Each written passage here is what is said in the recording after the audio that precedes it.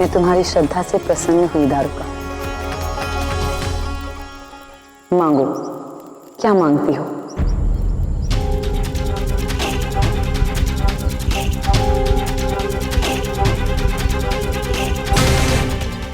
मांग, शीघ्र ही पर मांग।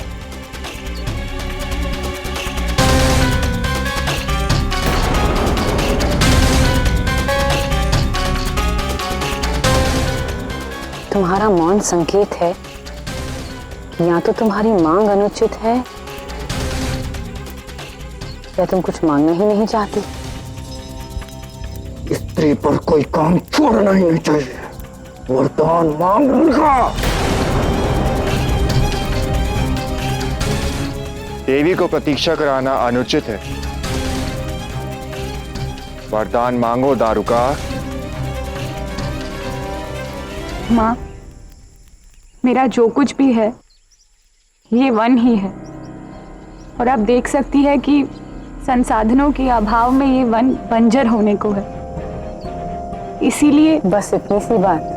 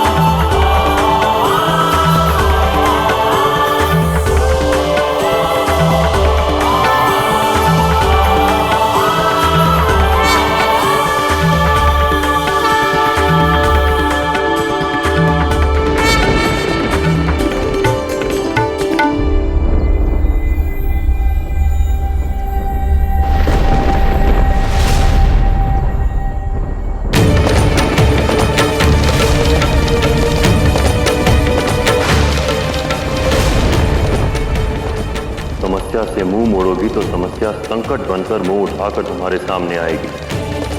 इस समस्या का सामना करो पार्वती।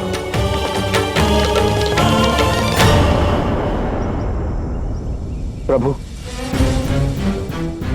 माता अब तक लौटी नहीं। उन्हें ढूंढ के लाने की आज्ञा दीजिए। नहीं नंदी, इस बार नहीं, क्योंकि इस यात्रा में तुम्हारी कोई भूमिका नहीं।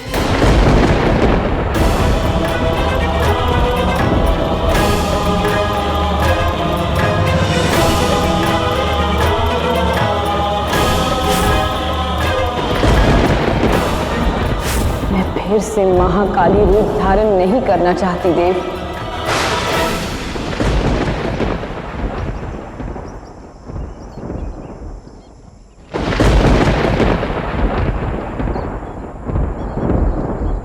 मेरे आगमन का उद्देश्य पूर्ण हुआ। अब मेरे प्रस्थान का समय है दारुका। रुकिए देवी।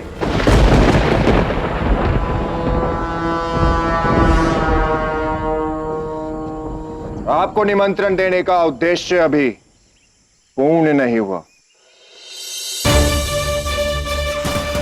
मुझे रोकने का अधिकार उसका है जिसने मेरा आवाहन किया था, और वो निश्चित रूप से तुम तो नहीं थे।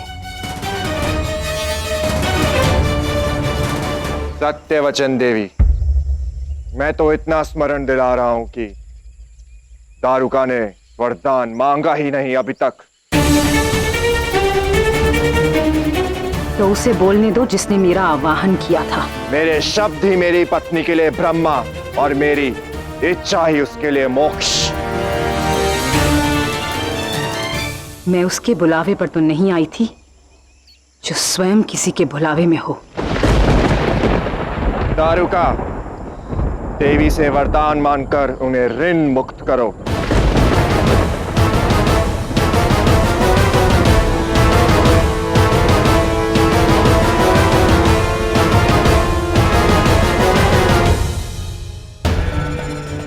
इतना समय क्यों लगा रही है मूर्ख? तो समझाया था वो शब्द मुख से निकाल। माँ वो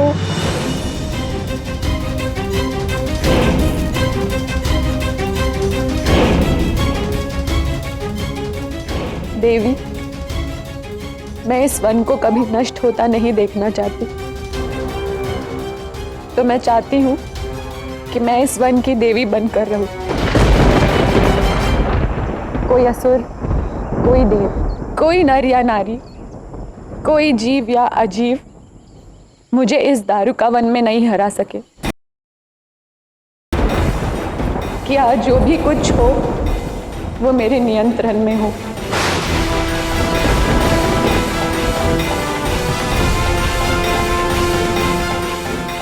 बस एक बार ये मूर्ख देवी वरदान दे दे, फिर हम इसे बताएंगे इसके पास किसी को देने के लिए कुछ शेष नहीं बचा।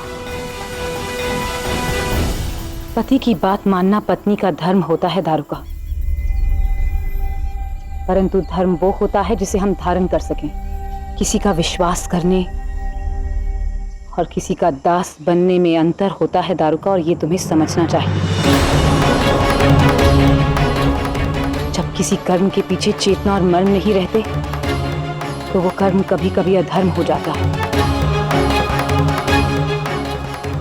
परंतु मैंने तुम्हें वचन दिया है,